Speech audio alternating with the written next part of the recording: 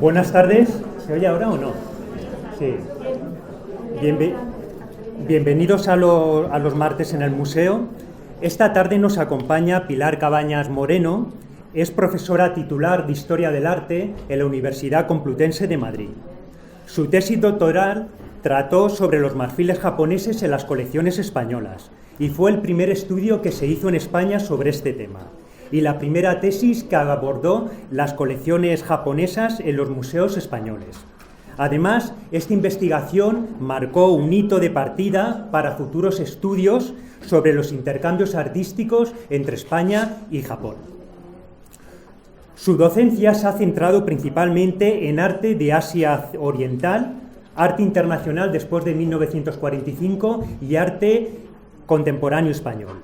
Actualmente, la doctora Cabañas es la directora de la revista complutense Mirai Estudios Japoneses, que nació recientemente en el año 2017, y presidenta de la Asociación de Estudios Japoneses en España, y del Grupo de Investigación Asia y del Grupo Japón-España, Relaciones a través del Arte, al igual que el resto de los conferenciantes que forman parte de este ciclo. Y ellos han presentado varios proyectos I+D promovidos desde diferentes ministerios. Entre sus publicaciones referentes de sus líneas de investigación señalo solamente dos, entre muchas que tiene: Héroes de la Gran Pacificación, grabados de Utagawa Yoshihiko, y La Fuerza de Oriente, la obra de Joan Miró. Además, es autora de un gran número de artículos recogidos en revistas científicas, en capítulos de libros y en colaboraciones de obras colectivas, relacionados con su línea de investigación, que ustedes pueden consultar en la base de datos Dialnet y también en la página web de la Universidad Complutense de Madrid. La profesora Cabañas ha participado en la organización de exposiciones temporales que son claves en el área de los estudios japoneses en España. Solamente señalo dos de ellas: la de 2003 realizada en el Museo Nacional de Artes Decorativas bajo el título Lakas Nanban, Huellas de Japón en España, y recientemente en 2018 fue una de las comisarias responsables de la exposición El Principio, Asia, China, Japón e India y el arte contemporáneo en España, de 1957 a 2017, organizada por la Fundación Juan Mar en Madrid. Esta tarde, la conferencia versará sobre el arte de la jardinería en Japón, de la que es una buena conocedora, tal y como la avalan sus investigaciones. Bienvenida al Museo de Albacete y le cedo la palabra. De acuerdo, pues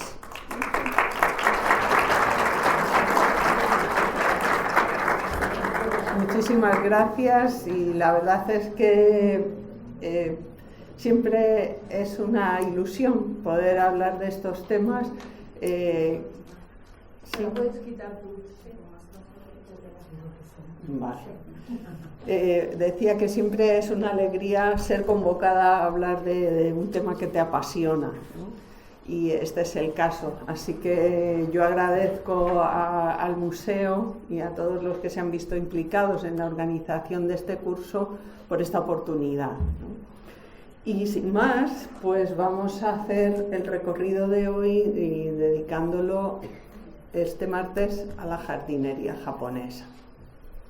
Yo creo que todos, cuando hablamos de jardín, lo primero que se nos viene a la mente es fresco, verde, flores, ¿no? Y unas veces es así, en el caso japonés, y otras veces no. Y entonces lo que vamos a intentar es hacer un recorrido histórico por esta evolución del jardín japonés, y remontándonos a los orígenes, remontándonos a qué pensamiento es el que motiva la evolución de una determinada manera distinta a la nuestra, ¿eh? Porque realmente hablar del jardín es hablar a la vez de arte efímero, de espacio estético, de arte efímero porque su apariencia cambia en cada estación, en cada momento. Quien tiene un pequeño huerto, tiene un pequeño jardín o unas macetas, vemos que a veces las plantas parece que crecen por la noche, de manera que una parte que estaba descubierta se ha tapizado, Y este cambio también se percibe pues porque no es un objeto en sí mismo, sino que participa del entorno. Entonces, en ese jardín forma parte ese cielo que unas veces es de un azul límpido y otras veces lo vemos grisáceo. De manera que esto que no nos planteamos, a lo mejor cuando vemos una obra instalada en un museo, es una realidad palpable cuando hablamos del jardín.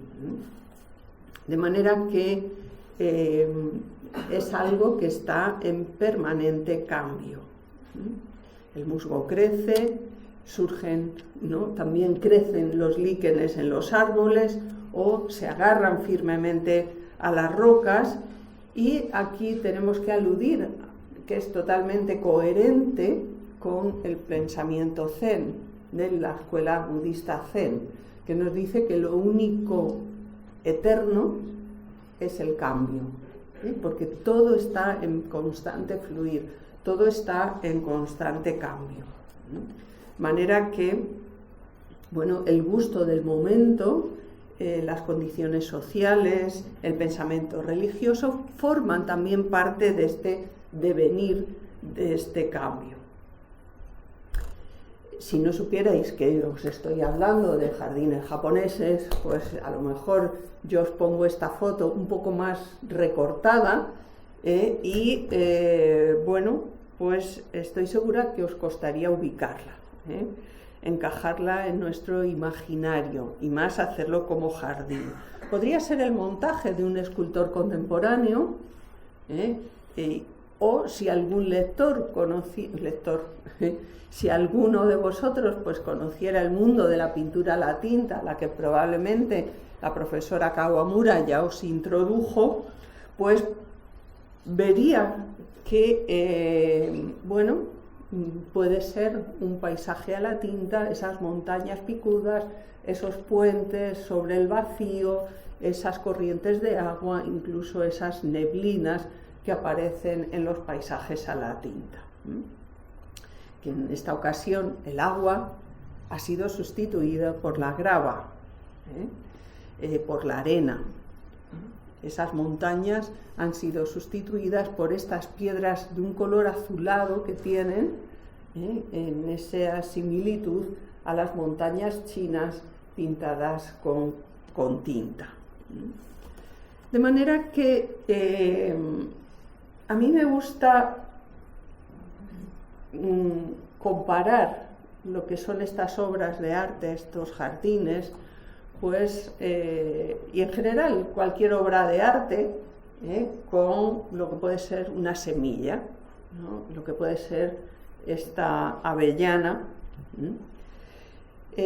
¿Por qué? Pues porque la obra de arte es como si fuera una energía encapsulada, o sea que esa energía encapsulada que, llegado su tiempo, se abre, estalla, salpicándonos con su fuerza, transmitiéndonos su propia vida y, bueno, lo hace a través del empeño artístico que alguien anterior ha tenido. De manera que las obras de arte no son objetos simplemente en un almacén, sino que debemos pensar que son como estas avellanas, que en un determinado momento podemos hacer que se abran, ¿no? Cuando se produce la contemplación. Y es que para el jardín es muy importante, como para cualquier obra de arte, la contemplación del espectador. Fijaos, de abajo arriba, los términos más antiguos, shime era el término que se utilizaba para jardín, y se trataba de una tierra que hemos tomado en posesión. O sea, es como los norteamericanos cuando iban hacia el oeste y cercaban y decían, esto es para mí, ¿no? Hacían su valla y esa es la tierra que ellos tomaban en posesión. A eso los japoneses lo llamaron jardín. Después surgió el término shima, que es como una isla, porque se concibe el jardín como un microcosmos. Y por último, el término que se utiliza actualmente es niwa, es el término de jardín. En la concepción del jardín tuvo una gran influencia de nuevo China. Os aparece China cada vez que arrancamos algunas de las manifestaciones artísticas de Japón.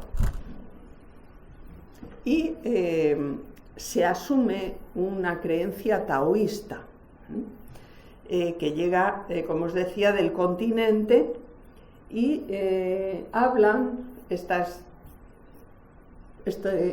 creencias taoístas de cómo había 3 o 5 islas montañosas con árboles hechos de perlas y corales, habitadas por pájaros, animales de una blancura deslumbrante, y estaban allí, era el hogar de los sabios que no conocían ni la maldad ni la muerte.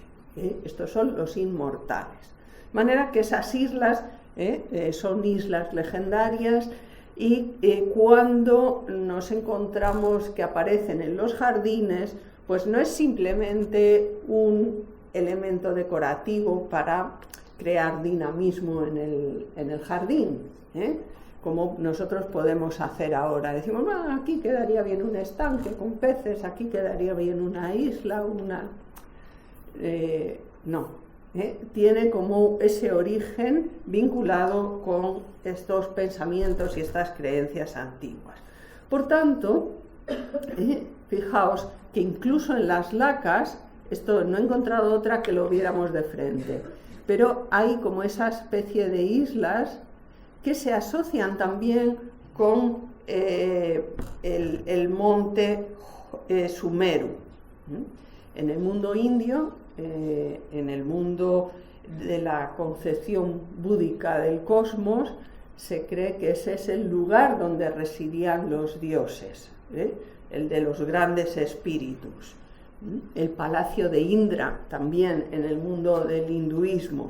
De manera que a ese monte en Japón se le conoce como Horai, y sería lo que se representa en esta laca, en esas islas, ¿no? Estas serían esta es una representación de ese palacio de los inmortales, donde viven en esas cumbres. Esta es otra pintura en la que veis el monte Horai, la isla de los inmortales, y esto es una pintura del siglo XIX. En esta ocasión es una seda teñida de azul y pintado en dorado. De manera que fijaos en este batir de las olas, porque estamos ante una isla, que después va a ser representado en esa grava. Aquí tenemos otra representación de ese monte Horai. ¿Y qué es lo que vemos? Que en ese monte están las grullas. ¿Por qué están las grullas? Porque la grulla es símbolo de inmortalidad, de larga vida, de eternidad. Fijaos cómo esto que veíamos en la pintura queda representado también en la jardinería. De manera que es como en el mundo contemporáneo estuviéramos viendo un site specific, llaman ahora, ¿no? Una obra realizada específicamente para un lugar, una instalación, también podéis encontrar ese término, o una pintura llevada a las 3 dimensiones, porque en realidad es esto que estábamos viendo, lo que de algún modo, traducido, no es una copia literal, se traduce al mundo de la jardinería lo que estamos viendo en pantalla. Aquí tenemos otros ejemplos. Ese monte Sumeru no es solo ese monte de los inmortales, de Indra, sino que es el centro del universo. No solo el universo en su infinitud, sino también el centro del ser de cada uno, el centro interior, el uno en el que todo está contenido, todo nuestro ser está contenido. Fijaos que aquí tenemos otros ejemplos, donde el musgo, ese musgo denso, estamos en invierno, por eso no tiene ese verde brillante de la primavera, de ahí que os diga, claro, si yo esta foto la tomo en primavera, la obra cambia. De ahí lo que os decía, de que es algo en proceso dinámico, en proceso de cambio. La primera vez que aparece la alusión a los jardines en fuentes documentales es en el siglo VIII, en esta obra que se conoce como el Nihon Shoki. En este momento, digamos que la escritura Japón llega súper tarde, llega con el budismo en el siglo VI desde China a través de Corea. De manera que las primeras crónicas no surgen hasta el siglo VIII, surgen como para justificar el gobierno imperial, y siguen los modos de historiar chinos. Y es entonces la primera vez que aparece. ¿Que podría haber aparecido en el siglo IV? Pues a lo mejor, pero como no lo escribían, o sea que lo que quiero decir es que aparece en el siglo VIII porque antes no podía haber aparecido, no hay crónicas. A través de estas crónicas se sabe que esos primeros jardines pues eran con estanques porque gustaban de pasear en barca, un poco como sus homólogos chinos. De manera que también vuelve a entrar todo esto como modelos llegados de China. Parece ser que por las excavaciones que se han hecho de los periodos anteriores al periodo Heian, antes del siglo VIII, eran bastante similares. De manera que, ¿qué es lo que encontramos? Fijaos, tenemos estanques, estanques con una isla principal a la que se accede por estos puentes y una corriente serpenteante que viene desde aquí. Este es el Palacio de Heian, en lo que después se convierte en Kioto. El nombre al principio era Heian, después lo cambian por Kioto. Entonces esta corriente que viene por aquí son arquitecturas, digamos, de espacios multifuncionales que se comunican y se enlazan por medio de estos pasillos cubiertos. Aquí estaría el embarcadero, de manera que pueden recorrerse en barca. Supongo que Javier Vives os hablaría de este tipo de arquitectura. Aquí tenemos esa isla asociada con el mundo de los inmortales, y esta sería una maqueta. Fijaos porque también en este momento se utiliza ya, digamos, eso que actualmente todo el mundo le suena, que es el Feng Shui. Esas orientaciones, y generalmente la residencia se ubicaba al norte, que servía de protección, y al sur se colocaba el estanque. Tenemos que el dragón verde protegía la parte del este, el fénix rojo el sur, el oeste el tigre blanco, y el norte la tortuga y la serpiente enlazada, que se conocen como el guerrero negro.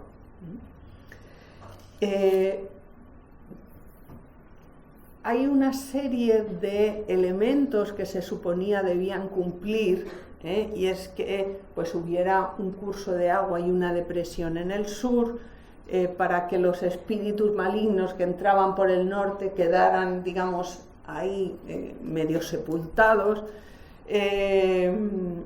pero hay veces que el terreno es el que es y no se permite, ¿no? Y entonces elaboran toda una serie de equivalencias, ¿no? Pues 3 cipreses para sustituir la cadena de montañas que proteja por el norte, y bueno, pues este estanque por el sur. ¿Qué es lo que vemos? Pues que aparte de esta simbología que pueda tener esa isla en el centro, son jardines de placer, son jardines para recorrer en barca, para contemplar desde distintos puntos, porque están diseñados para como si fueran paisajes enmarcados por los vanos de la arquitectura, de manera que yo no necesito poner el cuadro en la pared para crearme esa profundidad y esa sensación de estar en la naturaleza, en contacto con la naturaleza, sino que bueno, esa naturaleza queda enmarcada por los vanos de la arquitectura japonesa, que como sabéis, pues las puertas se abren como nuestras puertas correderas actuales, ¿no? Y se produce esa comunicación entre interior y exterior. Fijaos que la cultura japonesa ha estado siempre muy vinculada, yo creo que todas las culturas están muy vinculadas con el cambio de las estaciones, al menos aquellos países en los que tenemos cambios estacionales, que no son todos. Pero Japón está en una posición muy similar a la nuestra de latitud y tiene estas 4 estaciones. De manera que dentro del pensamiento budista, el que seamos capaces de apreciar ese continuo cambio, ese continuo devenir en el que estamos inmersos, esa apreciación de lo efímero porque cambia constantemente la realidad, pues lleva a poner el énfasis en los signos de la estación. De manera que en un jardín siempre vamos a encontrar pues flores que anuncien la primavera, los arces, por ejemplo, que anuncien la llegada del otoño con sus hojas enrojecidas. ¿Qué sucede? Que frente a la pintura china de la tinta, aquella que representaba unas montañas picudas enormes que no hay en Japón, poco a poco la pintura japonesa, la pintura que se realiza en Japón se va japonizando. Y entonces nos vamos a encontrar con estos paisajes de formas mucho más redondeadas que también van a tener la incidencia en estos vasos comunicantes que son la pintura y los jardines. Aquí os decía antes, os hablaba en este espejo, pues están representados estos 4 guardianes, tortuga y serpiente, dragón azul o verde, porque en japonés es aoi, y lo mismo puede ser azul que puede ser verde, el fénix en el sur y el tigre en el oeste. Jardines de paseo. Pero también encontramos jardines asociados mucho más directamente con el mundo religioso y que se componen a modos de mandalas. El mandala es una representación de la concepción budista del mundo. Entonces, dentro del budismo hay una gran variedad de escuelas y una de ellas es la escuela budista Shingon. Y encuentran en los jardines un modo de expresar ese pensamiento budista, como si de un mandala se tratara. Y entonces nos encontramos en este jardín, cuya traducción es el jardín del sonido de la marea, con una tríada. Veis estas piedras aquí colocadas y esto es como si nosotros estuviéramos representando la Trinidad, algo parecido, ¿no? Es una tríada donde la piedra, la roca central sería el Buda y sus 2 acompañantes. De manera que vemos cómo hay una trascendencia en lo que nosotros estamos viendo. No son solo rocas, sino son representaciones de ese pensamiento budista. De manera que nosotros vemos rocas, ellos ven una tríada budista. Y aquí lo tenemos igual, se llaman Sanson Seki, esa tríada budista. En este caso, pues sería Dainichi, Nyorai, Amida Butsu y Kanon. Son dos acompañantes. Aquí volvemos a ver algo parecido. Como veis, siempre con una gran capacidad de interpretación, veis que podemos ver simplemente un paisaje, podemos ver una tríada, y podemos ver, como veíamos antes, esa isla de los inmortales, donde esa grava rastrillada sustituye al agua. Nosotros decimos jardín y si pensamos en el jardín, con frecuencia pensamos en el agua. Ellos, en muchos casos, ese agua se ha traspuesto, se ha convertido en la arena rastrillada, que podemos dibujar a nuestro antojo. En ocasiones no aparece solo la tríada budista, sino que aparece este personaje, es Fudo Myo. Y además, como es una figura del budismo asociada con una serie de monjes, eremitas, que vivían en las montañas y que se purificaban debajo de las cascadas, Fudo Myo es frecuentemente representado o como cascada o como la figura que está debajo de esas aguas, ¿no? De manera que, en Wakayama, la zona de Wakayama, encontramos la catarata de Nachi. En este caso, lo que estamos viendo aquí es un tori, y esta catarata es como una divinidad, es una manifestación muy, muy particular de algo de la naturaleza. Es una fuerza de la naturaleza que por sus peculiaridades es venerada.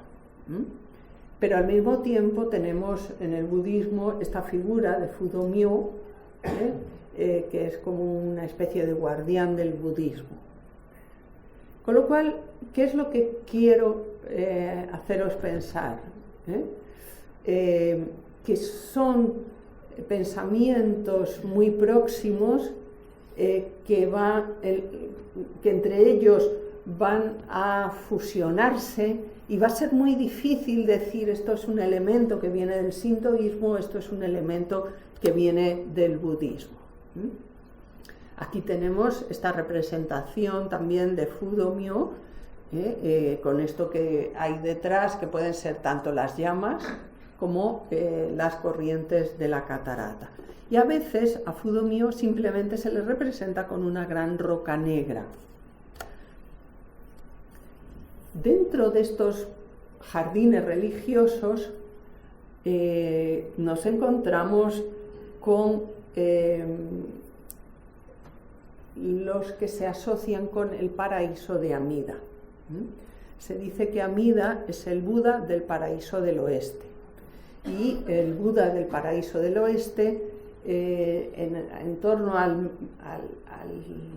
milenio, al año 1000, surge la idea de que va a llegar el fin del mundo, porque ya son una serie de reencarnaciones las que ha tenido Buda, y entonces, pues surgen dentro de las escuelas budistas una escuela que venera al Buda Amida y que nosotros llamamos amidismo.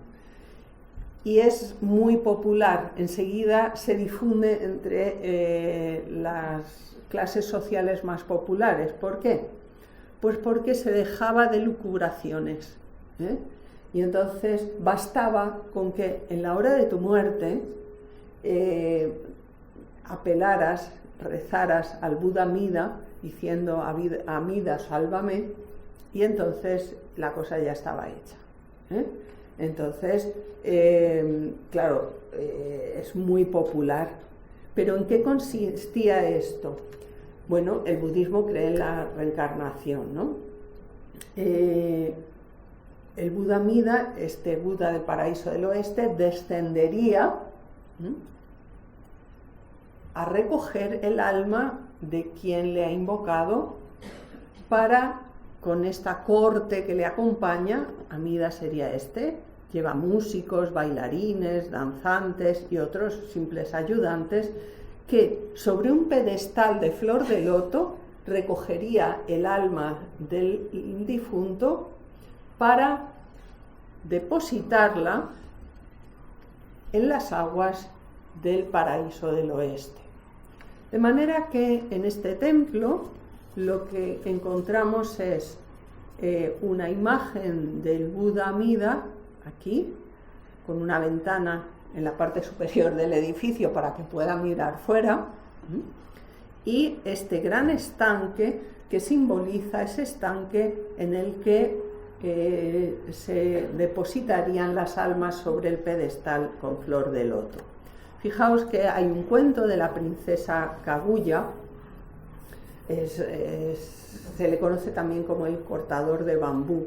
Es un cortador de bambú que encuentra ese hijo deseado, ¿no?, en el bambú. Al cortarlo se abre y sale esta joven resplandeciente, pero ella debe volver después ella procede de la luna y debe volver después a su lugar de origen.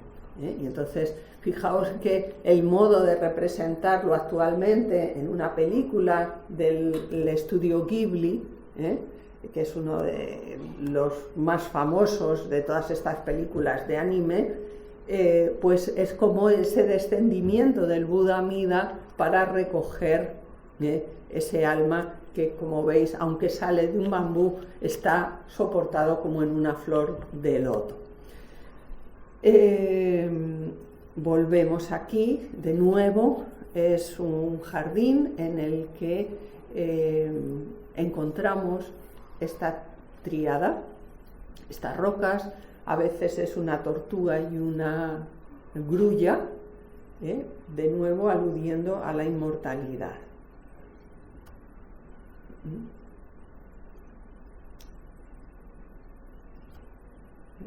Fijaos, estas son fotos antiguas. Esto es un destrozo que han hecho actualmente, desde mi punto de vista particular, donde en ese intento de preservar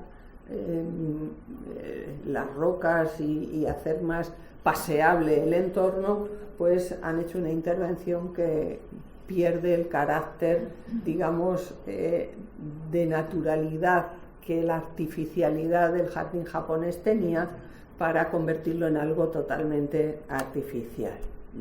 Este es el templo de antes que veíamos, de Kyodo-in.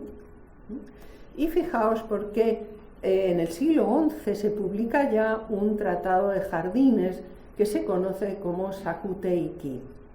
Se piensa que el autor es Tachibana Toshitsuna y bueno, en este...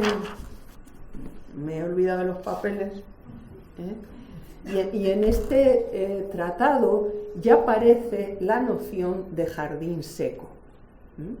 Para nosotros es como una contradicción. Un jardín es verde, con plantas, con agua para regar, ¿no?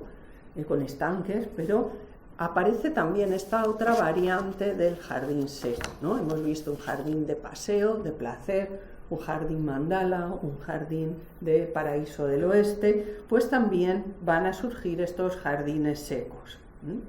El primer ejemplo, Kare Sansui, es el término que es preciso que se utiliza para aludir a este jardín.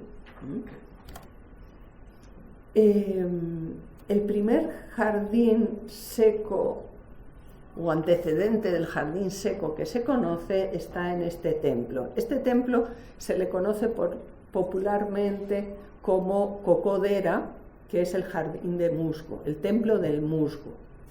Si vais, hay que mandar primero una postal para solicitar la visita.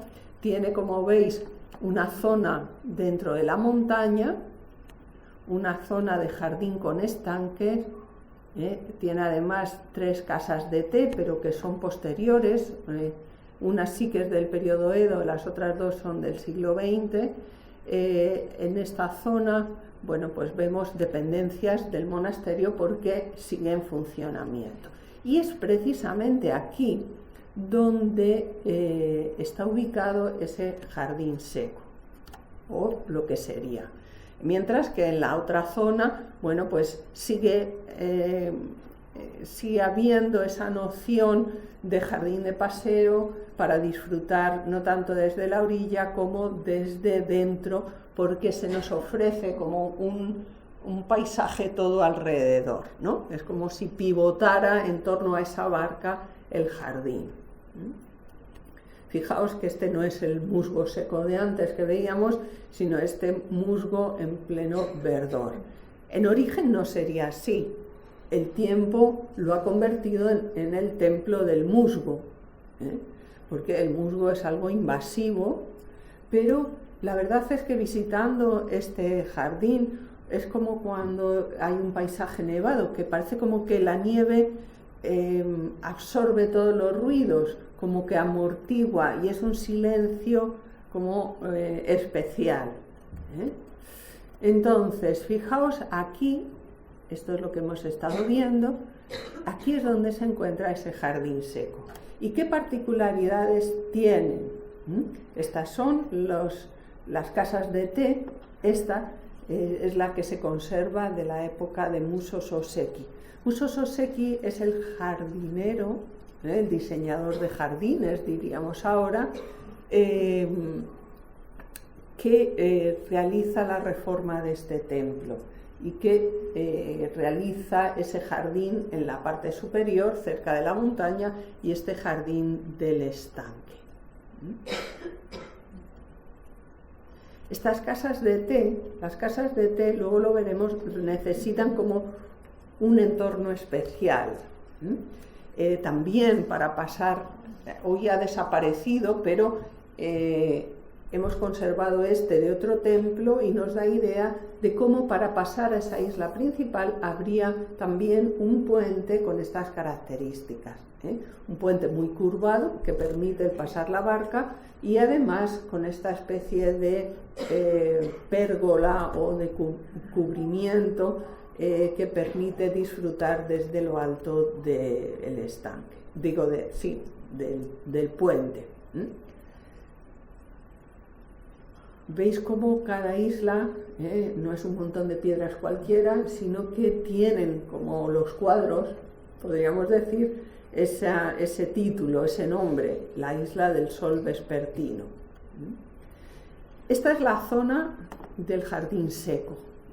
Y fijaos que lo que está representando no es la pedriza donde nos encontramos una serie de rocas ahí colocadas porque sí, sino que se han traído de una necrópolis cercana. Y entonces se ha realizado esta catarata o esta especie de avalancha de piedras que estaría en consonancia, recordáis, con Fudo-myo. ¿Por qué estas piedras traídas de una necrópolis? Pues porque el budismo, uno de los sutras, hablaba de que las necrópolis eran un lugar adecuado para la meditación, porque están vinculados con esa muerte, eso que nos va a llegar a todos y que hay que vivir como una etapa más de la existencia. De manera que nos encontramos con un jardín de paseo en la parte baja y este otro al que solo tienen acceso los monjes. A la otra parte le está permitido el acceso a todos, digo en su momento, pero a este solo tenían acceso los monjes. Y además está en esta ladera.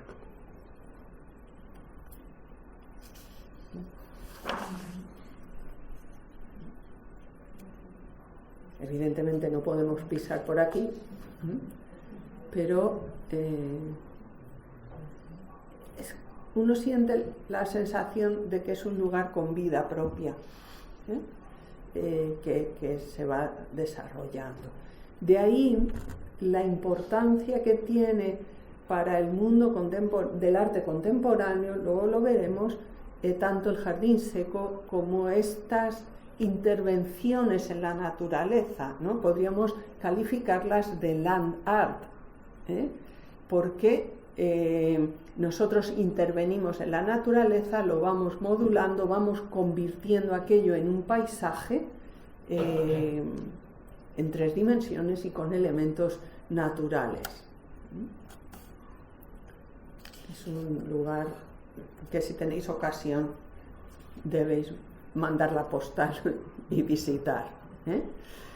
Este es el ticket de la visita a otro templo. Fijaos, lo he traído porque resume muy bien el esquema de estos templos de las escuelas Zen. Aquí tenemos la gran estancia del abad. Estas serían las tarimas que rodean los habitáculos principales. Desde aquí se contemplan los jardines.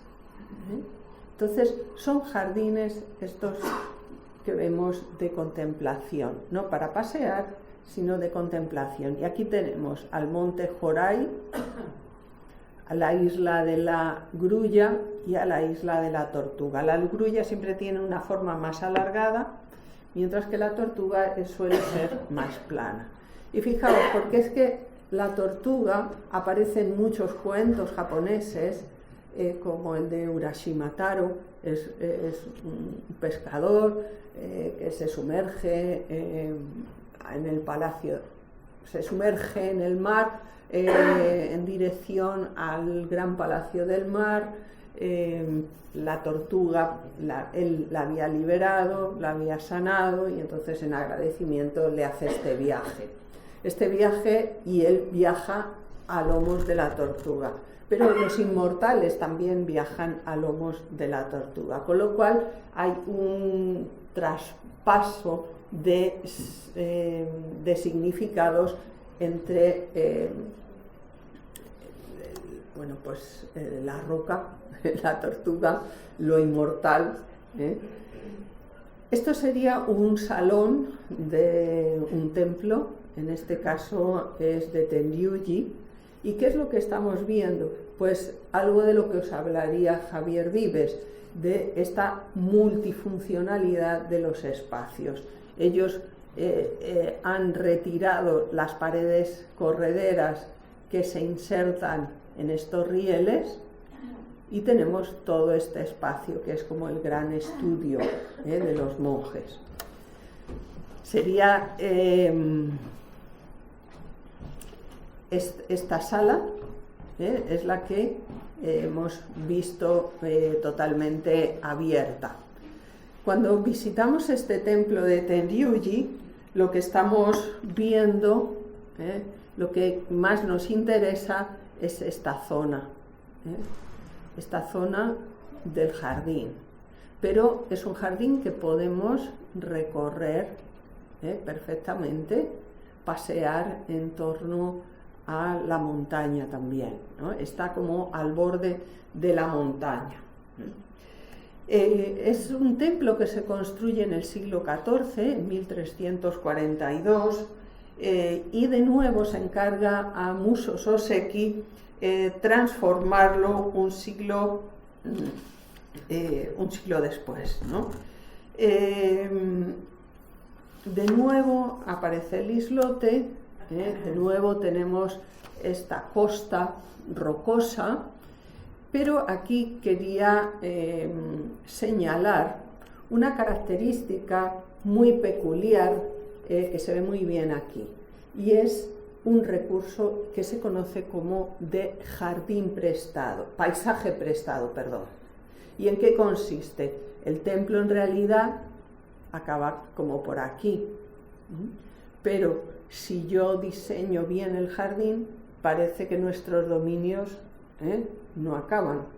De manera que la montaña que está detrás es incorporada al jardín. De ahí que se llame de paisaje prestado. Y este es un recurso muy, muy utilizado y que si tenéis ocasión lo utilicéis, aunque solo sea para aprovecharos de las copas de los árboles del jardín vecino.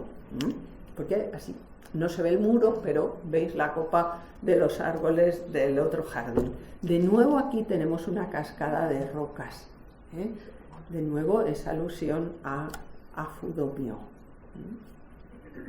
Fijaos que esta arquitectura, ¿qué es lo que permite? Pues una interpenetración de interior y exterior.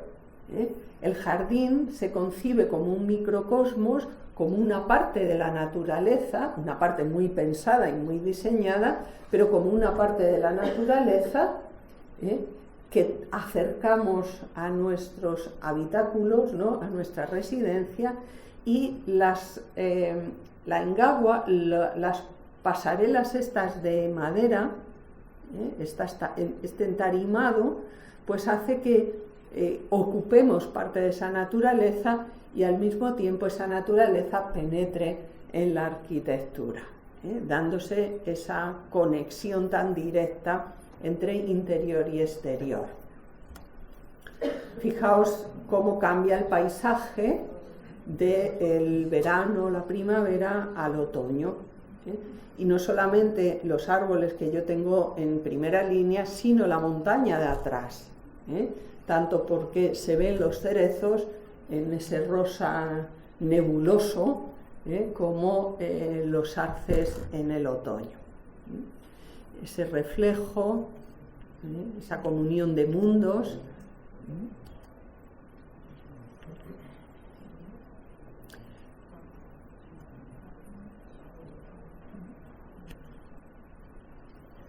Con lo cual, claro, si vosotros veis un cuadro de la Anunciación y veis una vasija de barro con unos lirios, son una rama florecida con un lirio, pues sin que nadie nos lo explique, pensamos ese alma de la Virgen, ¿no?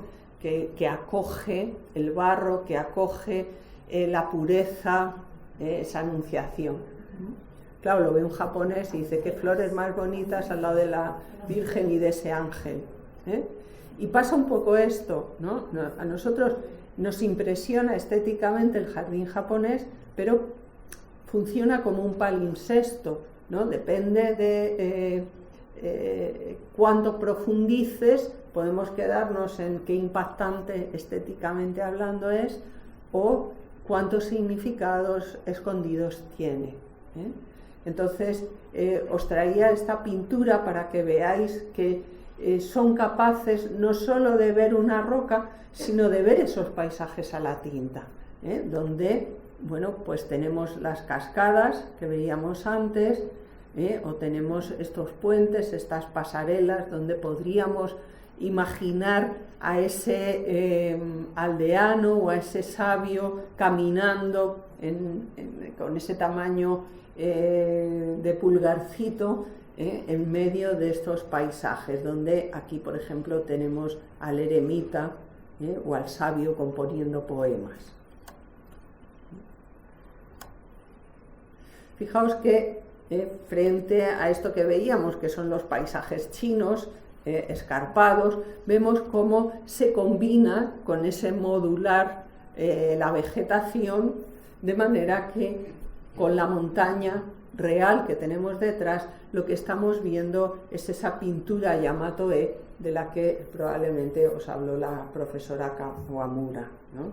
Esa pintura del periodo Heian, donde ya no se representan los paisajes chinos, sino esas montañas más redondeadas del mundo japonés. Hay muchos voluntarios cuidando de los jardines, y personas mayores que se jubilan y las contratan, pues, para cuidar de estos jardines. Otro jardín importante es el templo de Kinkakuji, el pabellón dorado. Y de nuevo, ¿qué es lo que vemos? Pues ese estanque, aquí habría un embarcadero.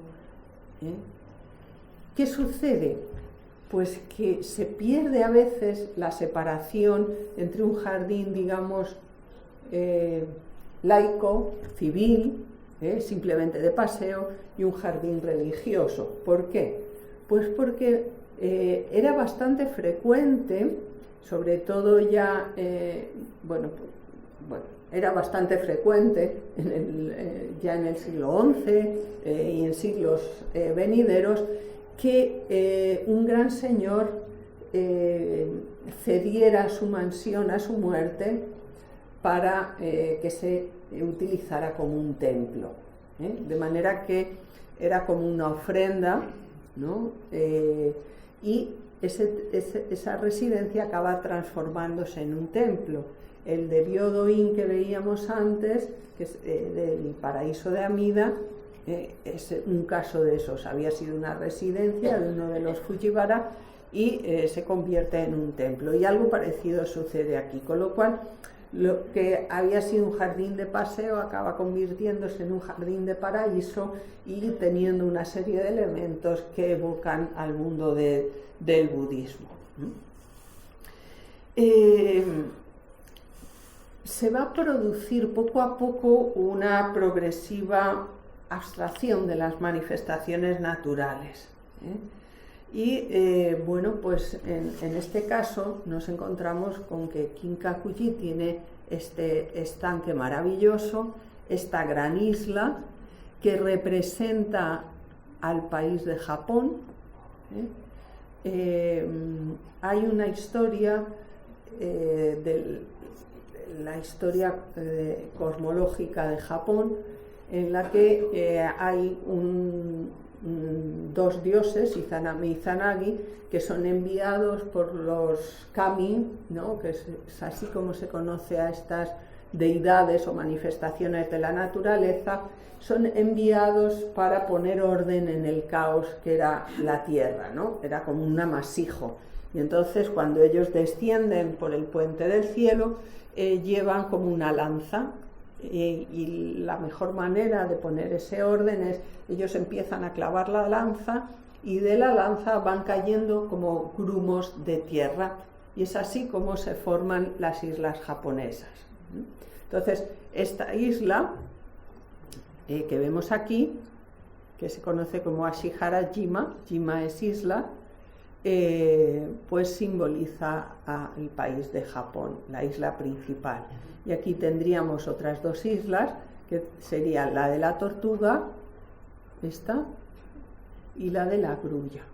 Y este sería la planimetría de la zona, el estanque, y vemos de nuevo, porque Kioto está rodeado de montañas, ¿no? Entonces toda la ciudad y los palacios están pues en la zona más llana, y aprovechan esos paisajes prestados para sus jardines. Estas son algunas visiones del estanque, del jardín. Hay otra, mientras que este es el pabellón de oro, construido por Ashikaga Yoshimitsu, su nieto construye el pabellón de plata. Claro, el pabellón de plata, la plata se oxida, se ha oscurecido y no ha merecido la pena volverlo a platear, ¿no? Porque el Kinkakuji se incendió como en los años 49, creo recordar, y después fue restaurado y se recreó tal y como estaba.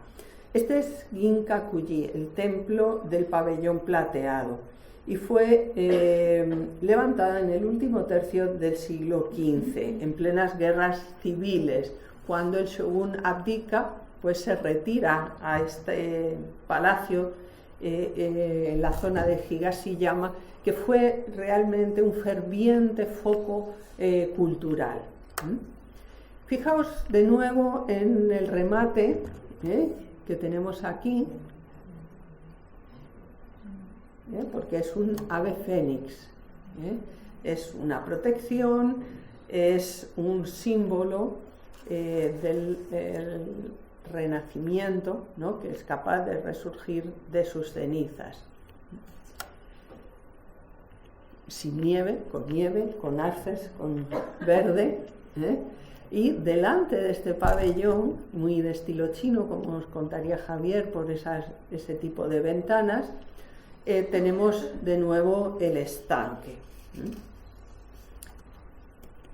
Este sería el pabellón, y vemos aquí el estanque, las corrientes de agua, el manantial, podríamos decir, de donde sigue saliendo agua. Pues si en su momento Yorimasa pues la utilizó para la ceremonia del té, se podría seguir utilizando. Pero vemos aquí toda una explanada de grava.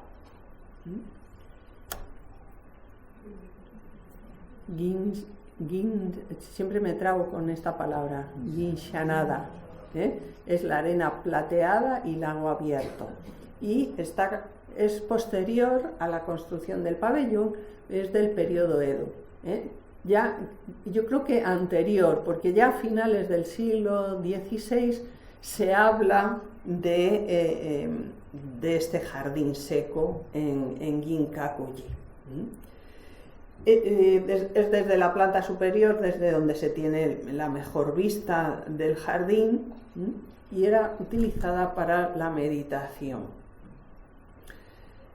Hay dos rasgos de este jardín que ponen las bases definitivas para el desarrollo del jardín seco. Por un lado, un paisaje seco inspirado en ese jardín de Saihoji que habíamos visto en la pendiente, como esa avalancha de rocas de la necrópolis. Y luego ese otro jardín también de agua. Vemos cómo estamos aludiendo no solo a la montaña, sino a qué montaña, al monte Fuji. Pero a la vez el monte Fuji es un kami. Dentro del sintoísmo es uno de los grandes kamis sagrados del sintoísmo. Pero al mismo tiempo se dice que desde la parte superior es como si estuvieras viendo la luna en esta montaña, que la montaña fuera la luna porque es un cono, proyectada sobre este mar de plata.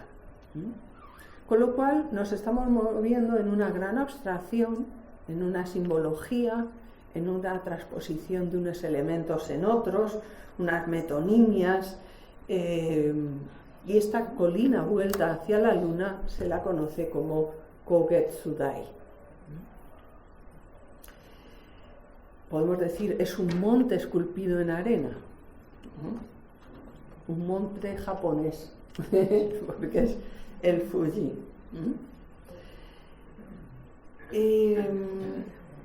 Los jardines de piedra,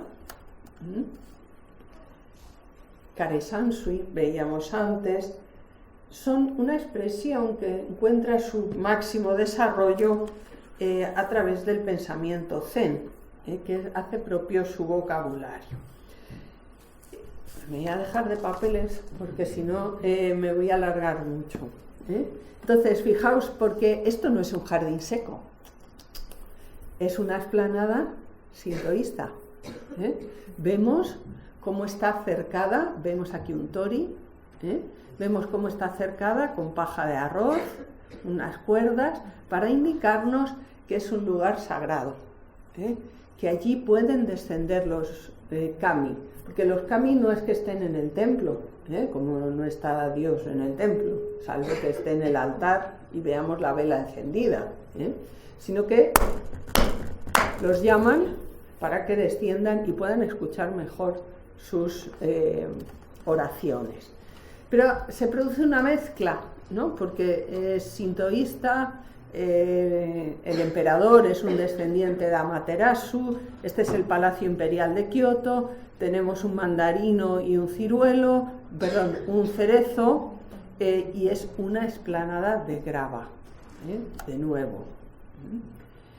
Este sería lo que estábamos viendo, esa explanada. Pero es que si volvemos a los templos, los santuarios sintoístas, nos encontramos con estos montículos de arena que están pensados para que se posen los kami, no como un pararrayos, pero algo así, para que desciendan, y por eso vemos que también está cercado.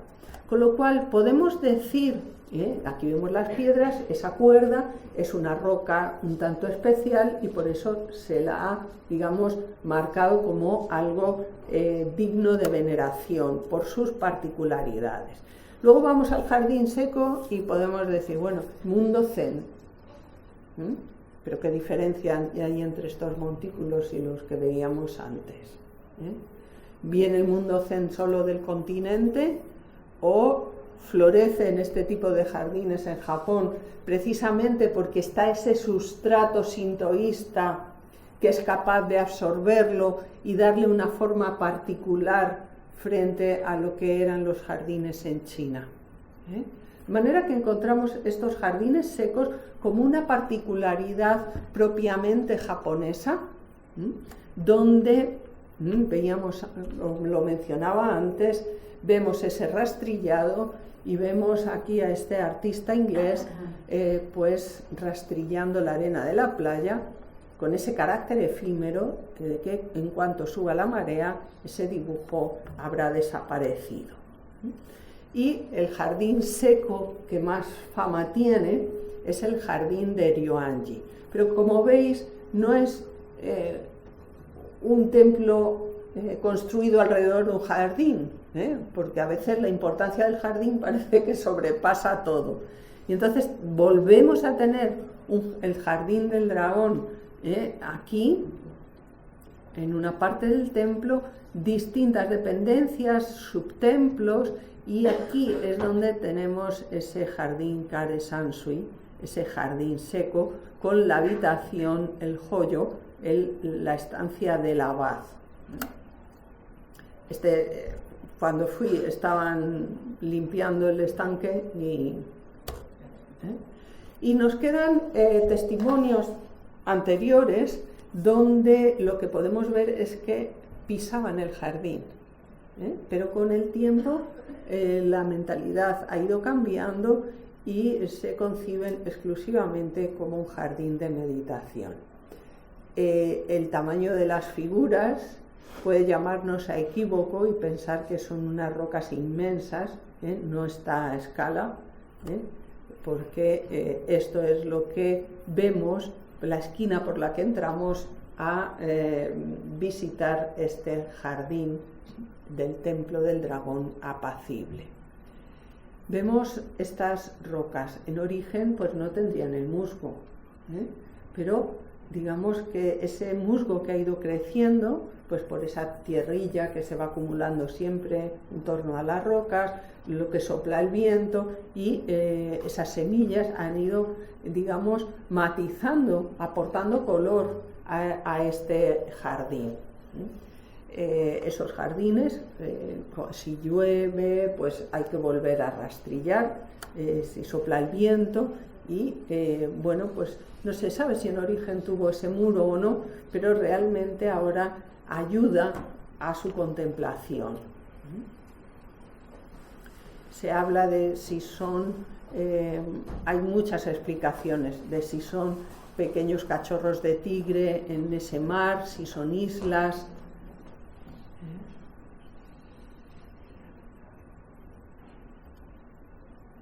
Y este es Joan Miró, en un periódico de los años 60, él viaja en el 66 y luego en el 69,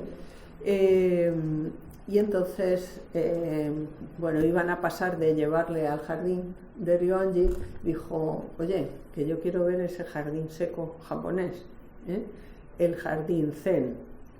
Y es que se había dado a conocer en Occidente y había aparecido en la prensa, en los periódicos y todo artista que se preciara y iba a Japón visitaba este jardín. Yo siempre que he visto esta obra de Miró, que es anterior a aquel viaje, no anterior a que lo conozca, pero anterior a aquel viaje, pues me ha hecho pensar siempre en este jardín seco.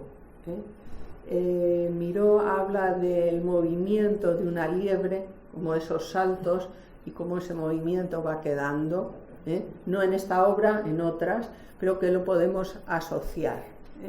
Entonces es ese vacío, pero no es un vacío monótono, porque se aprecian las pinceladas, se aprecia la calidad de la pintura, cómo apreciamos ese movimiento, esa vibración en las arenas, ¿no? Os he traído algunos ejemplos más de estos rastrillados para que veáis. Comentábamos antes, fuera de cámara, digamos, esa vinculación entre la sensibilidad japonesa y la sensibilidad contemporánea.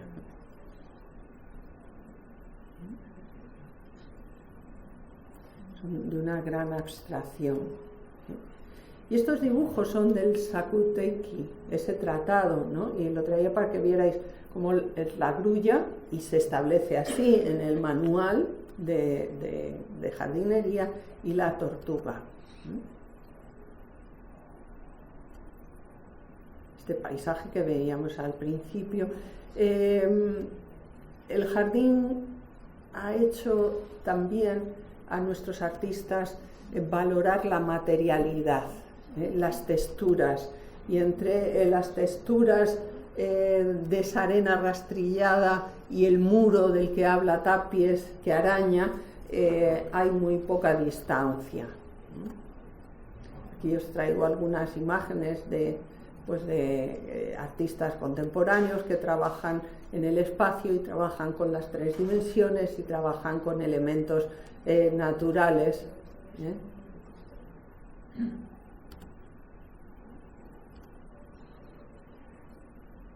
Marta Schwartz en el urbanismo, o incluso pues en estas plazas, donde vemos esas rocas, veíamos antes en esas bases de musgo.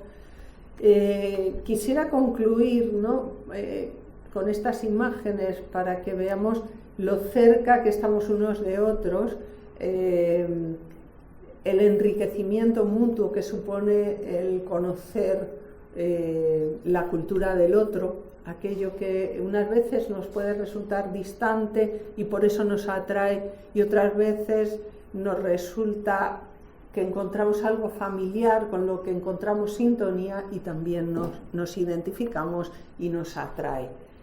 Realmente el conocimiento del jardín japonés a lo largo del siglo XX, a través también de estos jardines que se construían en las exposiciones universales y a través de donaciones que se han construido, pues por ejemplo uno en Buenos Aires y en otras capitales, pues podemos decir que los elementos del jardín japonés han pasado a formar parte de nuestros jardines, de nuestro urbanismo, como podemos ver aquí en la obra de Marta Schwartz.